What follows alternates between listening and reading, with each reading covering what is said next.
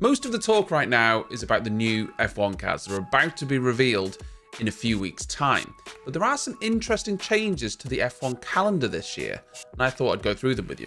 There aren't any new tracks this year, but there are some changes to the schedule itself, starting with the first two races, which both take place on a Saturday. That's right, the opening race in Bahrain and then the second race in Saudi Arabia, which are a week apart, both take place on the Saturday rather than the Sunday, and qualifying takes place on the Friday. This is needed by the teams for transport, but also to accommodate the Muslim holy period of Ramadan, which begins on the 10th of March, which would have been race day in Saudi Arabia if it wasn't moved forward by 24 hours. There are some scheduled changes to Japan as well. You may remember the Japanese Grand Prix was at the end of September in 2023, taking place as round 17 of the calendar. This year though, it's taking place much earlier as the fourth round on the 5th to the 7th of April. Then Baku, which was early on in the 2023 season on round 4, will essentially swap with Japan, and instead we will head to Azerbaijan in the middle of September. Arguably the biggest and only real change for 2024 is the return of the Chinese Grand Prix at the Shanghai International Circuit. Due to the pandemic, we've missed out on the race for the last 3 years, but this time around we're heading there early in the season in the middle of April. Max Verstappen's never won at China because when we were last there, he didn't have a championship winning car. But if you were a betting person, even before the season starts, you'd have solid odds for Max to get his first win there when round 5 comes along. Imola is the race I'm most looking forward to this year, possibly because we did miss out on it last year.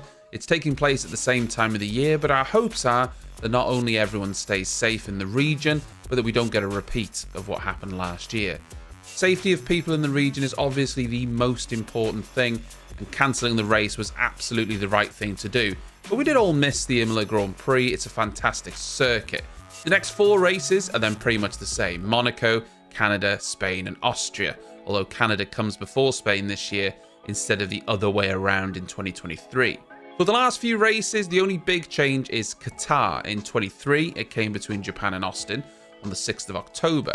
This year, it will be the penultimate race of the season at the end of November, with the season finale finishing, as always, in Abu Dhabi, a bit later than last year, on the weekend of the 6th to 8th of December. I believe the Qatar change is for logistical reasons more than anything else, but let's be honest, there are some odd changes in the calendar, especially when we consider the travelling distances between Grand Prix, and on paper, it doesn't necessarily make sense.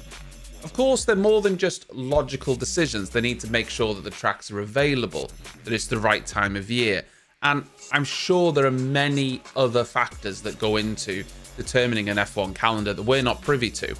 But going between China, Miami, Italy, Monaco, then back to Canada, and then back to Spain, it doesn't make a whole lot of sense to the people who aren't involved in the decisions, especially as Formula One's trying to become carbon neutral. We've got a long way to go. Let's just talk sprint races for a second. Sadly, they're not going anywhere, and I'm sure everyone will have a different opinion on the format. But in 2024, the sprint races will be China, Miami, Austria, US in Austin, Brazil, and Qatar. Just for reference, the 23 sprint races were Baku, Austria, Spa, Qatar, US, Austin, and Brazil. First things first, they are meant to be choosing sprint races based on tracks that will actually give the most potential for overtaking and action. With that in mind, Brazil and Austria are really good options for a sprint weekend. Spa was a washout last year, so maybe not the best judge, but I like Spa. However, I think the track is maybe a little bit long for a good sprint race. I don't mind Austin either. Fast track with lots of overtaking opportunities. The sprint was good last year if my memory serves me right, and Qatar was interesting as well, but Verstappen was out of position and that may have had something to do with it. My big issue is China and Miami. I really don't think Miami is a great circuit for a sprint race, not really. And I don't think the track itself is that exciting. I don't mind the circuit from a one-lap standpoint, but it's not a good race circuit. China is a tricky one because we haven't been there in a few years, so we haven't seen these new generation of cars going round there. But that's why I'm not sure it's a great track to be doing a sprint on in 24. Teams won't have any data or limited data for these cars around that circuit, and we're just going to give them 1 hour and then go racing. I suppose some people will say that's entertaining and will punish the teams who get it wrong and reward the teams that get it right. I'm just not sure which side I sit on. Either way, it could be great, or it could be a nightmare. We'll just have to wait and see. Speaking of dates, there are some dates that everyone is looking forward to at this time of year, and those are the car reveal dates. Every year we look forward to teams showing off their new cars, and yet more often than not, it's a bit of a disappointment, because it's just last year's car in a new livery, so be warned. And just for those in the back, I'm going to say it again, temper your expectations when it comes to car reveals. Some teams do show off what is essentially their new car, but Red Bull, for instance, usually just reveal a show car in a new livery. As we know, Red Bull don't really change their liveries anyway, so there really isn't all that much to be gained. Sometimes teams even put things in that aren't real. Last year, Alfa Romeo put in a floor that looked absolutely bizarre, and it turns out they just put it in there for a little joke. Other teams are more forthcoming, but cars will often change when it comes to pre-season testing. So what are the dates? Well, the first team to show off their new car is Hadz on the 2nd of February. There's been a lot going on with Hadz, replacing Gunther Steiner, and generally there feels to be a lack of cohesion in the team. They really need a strong showing this year after dropping to 10th last year, but the rumours from within the team aren't that positive. We then have two teams revealing their car on the 5th of February, starting with Stake F1. For those of you who may have missed it, Stake is now the new name of the Sauber team after Alfa Romeo pulled out last year. They're in a bit of a holding pattern now until Audi take over the team in 2026. Williams are the other team to reveal their car on the 5th. They had a pretty good season last year with Alex Albon putting in a real shift, but James Vowles is taking that team on by the scruff of the neck, and hopefully they can make some progress this year.